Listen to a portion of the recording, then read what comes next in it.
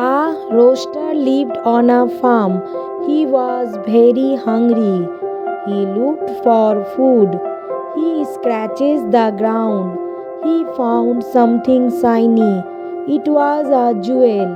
The jewel was very bright. The rooster saw it. He did not need it. He wanted food. Food was more important. The jewel was not useful to him. He left the jewel. He walked away. He kept looking for grains. He found some food. He ate the grains. He felt happy. The jewel stayed there. The moral of the story is useful things matter most. If you like my video, please like, share and subscribe. Thank you.